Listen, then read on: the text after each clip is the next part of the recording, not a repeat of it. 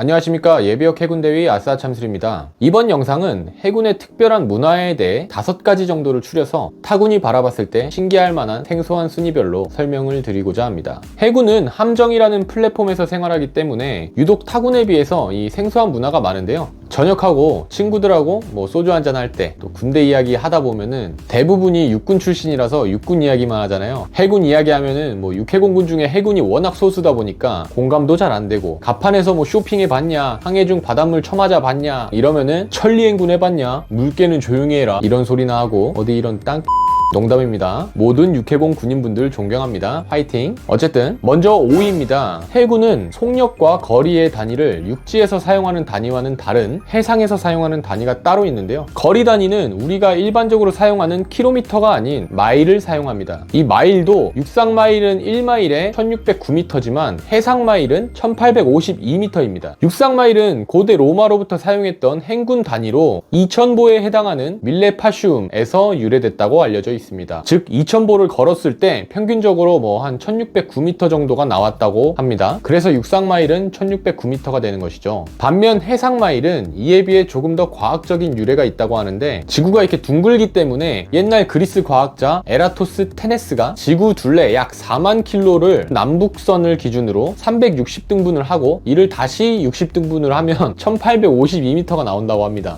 저는 잘 모르겠는데 어쨌든 육상 마일과 해상 마일의 차이가 있기 때문에 해상 마일에서 쓰는 1마일은 1해리로 통칭하기도 합니다. 그리고 속력은 km/h가 아닌 노트 단위를 쓰는데요. 1노트는 1시간에 1해리를 가는 속도를 말하는데, 즉 1시간에 1.852km를 가는 거죠. 그래서 우리가 보통 사용하는 킬로미터 속도로 환산하면 1노트는 1.8km/h 정도가 됩니다. 배가 30노트의 속도로 달린다고 하면 대략 55km/h가 되겠네요.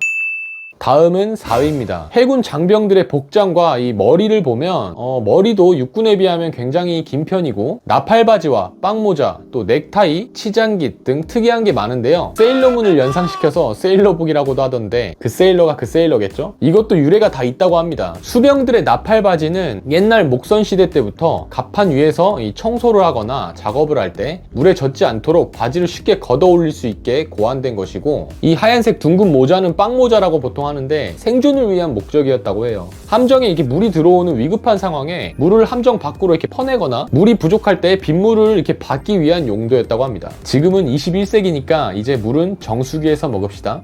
넥타이 또한 마찬가지인데요. 바로 상어로부터 자기 자신을 보호할 수 있다고 합니다. 저는 상어를 안 만나봐서 잘 모르겠는데 실제로 상어가 자기 몸 길이보다 긴 상대는 공격하지 않는 습성이 있어서 만약에 바다에 빠졌을 때 넥타이를 발목에 묶고 있으면 상대적으로 몸이 길어 보이는 효과를 준다고 해요. 그래서 상어가 공격하지 않는다고 하죠. 근데 저와 구독자분들은 평생에 바다에 빠져서 상어를 만날 일은 1도 없을 것 같으니까 만약에 그런 상황이 생기면 그냥 운에 맡기. 그리고 제가 만난 대부분의 수병분들이 제일 싫어했었던 이 치장깃, 일명 세일러문을 연상시킨다 해서 세일러복, 이게 원래는 땀을 닦는 용도였다고 하며, 험한 파도와 바람이 불 때 치장깃을 귀 쪽으로 이렇게 모으면 상대방의 소리를 잘 듣는 데 도움이 된다고 합니다. 머리 길이 같은 경우도 해군은 타군에 비해서 약간 관대한, 생각보다 머리 길이가 긴데요. 머리가 긴 이유도 바다에 빠졌을 때 머리채를 잡고 쉽게 끌어올리기 위한 용도라고 하네요. 제 기억에는 윗머리는 규정상 8cm까지인가 기를 수 있었던 걸로 기억하고, 젤 같은 걸로 한쪽으로 넘겨서 2대8 가르마로 단정하게 정리해야 됩니다. 사실 윗머리는 크게 신경을 안 쓰는 것 같긴 해요. 대신 옆과 뒷머리는 정말 깔끔하게 정리를 해야 됩니다. 그렇다 해서 요즘 투블럭 스타일로 자르는 장병들이 있는데 그렇게 했다가는 넌 오늘 밤 피살 될 줄 알아. 다음은 3위인데요. 해군은 경례 문화가 다릅니다. 육군은 경례 구호가 충성이죠. 일단 해군은 육군과 다르게 경례 구호가 필승입니다. 여기서 육군은 충성해서 충자에 손을 바로 올려서 거수 경례를 하는데, 해군은 필승할 때 승자에 손을 올립니다. 승, 이렇게 되는 거죠. 이건 공군도 해군과 동일합니다. 경례의 문화는 함상경례, 길차렷, 대함경례 이렇게 3가지 종류로 보시면 되겠는데, 함상경례는 배에서 상급자를 만났을 때 하는 것으로, 보통 경례는 팔꿈치를 어깨까지 이렇게 90도 가깝게 옆으로 올리는데, 해군 함정에서는 생활 환경 자체가 좁기 때문에 함정 공간의 특성상 팔꿈치를 45도가량 안쪽으로 굽혀서 이렇게 경례하는 함상경례를 별도로 허용하고 있습니다. 쉽게 말해서 배 안은 겁나 좁으니까 경례 좀 편하게 자세하라 뭐 이런 거죠. 실제 육상에서는 경례 자세 뭐 이렇게 FM으로 하는데 함정 내에서는 상관들을 매일매일 또 하루에도 수십 번씩 마주치니까 경례 자세에 뭐 그렇게 크게 신경 쓰지는 않는 것 같습니다. 두 번째로 길차렷은 뭐냐면 이것도 함정의 좁은 통로를 고려하여 생겨난 예의로 상급자가 통로를 먼저 지나갈 수 있게 하급자가 몸을 한쪽 벽면으로 비켜서는 동작입니다. 이런 행위를 통해서 상급자에 대한 경례를 대신할 수 있습니다. 그리고 이건 해군 입대자들을 위한 팁인데요. 상급자와 3에서 4m 정도 가까운 거리에서는 본인이 앞에서 걷고 있으면 안 됩니다. 업무의 우선순위가 더 높은 상급자가 빠르게 더 먼저 지나갈 수 있도록 비켜줘야 됩니다. 격실 문을 열고 들어갈 때도 뒤에 만약에 이렇게 상급자가 있으면 먼저 들어갈 수 있도록 비켜주는 게 예의입니다. 본인이 먼저 들어가면 안 되는 거예요. 물론 이거 가지고 막 뭐라 하는 상관은 본 적이 거의 없는데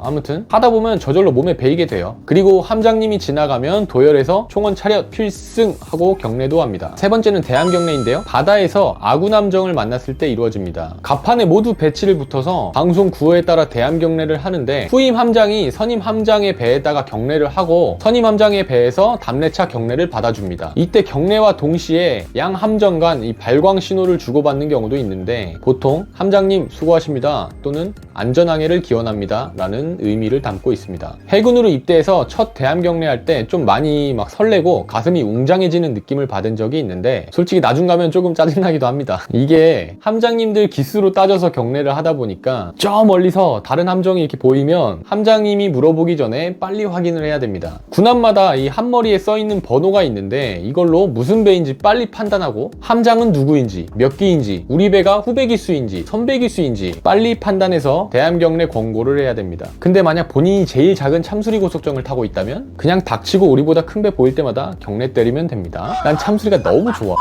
생소한 문화 2위는 아까 뱃머리에 있는 번호, 즉 훌럼버 이야기가 나와서 하는 말인데 숫자 4는 사용하지 않습니다. 동서양을 막론하고 사람들이 선호하지 않는 숫자가 있는데 서양은 13을 싫어하고 동양은 4를 싫어하죠. 한자에 죽을 4자가 연상된다 해요 금지시키고 있는데 실제로 뭐 6.25 전쟁 당시 함정 번호에 4자가 들어간 함정들이 작전 임무 중에 침몰하는 불운과 우리 전통 관습인 4의 기피 현상이 맞물려 점차적으로 해군에서 4를 함정 번호로 사용하지 않는 관습이 생겼다고 합니다. 그리고 이건 여담인데 항해 중에 휘파람을 부는 것을 금지시키고 있어요. 옛날 옛적 뱃사람들이 가장 두려워하는 게 항해에 나가면 폭풍우가 들이닥칠 때라고 합니다. 폭풍우가 몰아칠 때면 바다의 신에게 노여움을 산 것이라고 생각했다는데 배 위에서 휘파람 소리가 폭풍우 소리와 비슷하다고 해서 이게 약간 바다의 신을 빡치게 만드는 즉 불경을 저지르는 일이라 생각했다 합니다. 그래서 휘파람을 불면 안 된다는 건데 는 쌉소리고 그냥 시끄러우니까 배에서 휘파람 불지 말고 정숙해야 됩니다. 뭐 해군 지망생분들은 어차피 항해하다 보면 힘들어서 휘파람 불 여력도 없을 테니까 큰 걱정 안 하셔도 됩니다. 다음은 대망의 1위입니다. 해군은 타군과는 다르게 시간 개념이 완전 다릅니다. 바로 15분 전, 5분 전 문화가 있는데요. 함정이라는 플랫폼에서 근무하는 특징 때문에 생긴 문화입니다. 보통 배가 출항하기 전에 방송을 해주는데요. 출항 30분 전, 출항 15분 전, 출항 5분 전 이런 식으로 방송해 줍니다. 출항 30분 전은 이제 배가 떠날 준비를 해야 되니까 각 승조원들은 부서별로 출항 준비를 하라는 의미인데 군함이라는 게 자동차처럼 그냥 시동 걸고 엑셀 막 밟고 이런다고 해서 바로 나갈 수 있는 게 아니라 출항을 하려면 사전에 준비해야 할 것들이 굉장히 많기 때문입니다. 우선 가장 먼저 부두와 연결되어 있는 각종 공급 케이블을 분리를 합니다. 이때 전기를 공급해주는 케이블도 함께 제거가 되는데요. 이후부터는 함정에 탑재된 자체 발전기를 통해 전기가 공급되고 함정의 방향을 알려주는 자이로와 엔진의 시동을 거는 등 사전 준비를 합니다. 출항 15분 전은 이러한 제반 사항들이 모두 완료가 돼서 출항할 준비가 다 됐다는 의미입니다. 출항 5분 전 구령이 방송되면 함정에 올라가는 현문 사다리가 철거되게 됩니다. 함정에 더 이상 타고 내릴 수가 없다는 거죠. 함장은 함교의 위치에서 출항을 위한 명령을 내립니다. 이게 상식적으로 출항 5분 전이면 5분 뒤에 출항하겠구나 생각할 수도 있는데 해군에서는 그러면 큰일 납니다. 5분 전이면 언제든 바로 출항할 수 있는 거예요. 참고로 이 15분 전, 5분 전에 의한 출항 절차는 전 세계 해군에서 공통적으로 실시하고 있는 대표적인 해군 문화입니다. 따라서 육상에서 근무할지라도 해군에는 자연스럽게 이러한 시간 문화가 있습니다. 예를 들면 집합, 당직교대, 과업 진행 방법 등에도 모두 15분 전, 5분 전의 형태로 진행됩니다. 집합 시간이 뭐 9시라고 하면 최소 8시 45분까지는 집합해야 된다는 거고 5분 전이면 실질적으로 그 과업이 진행되고 있다고 보시면 되겠습니다. 이렇게 해군의 특별한 문화에 대해 설명드렸는데요. 이 밖에도 영상에서 설명드리지 못한 여러 특징과 문화들이 정말 많습니다. 추후 더 유익하고 도움이 되는 영상들을 제작해보도록 하겠습니다. 해군에 대해 궁금하시거나 지망하시는 분들에게 도움됐으면 좋겠습니다. 끝으로 지금 이 순간에도 국방을 위해 힘쓰시는 모든 국군 장병 여러분들께 존경하고 감사합니다.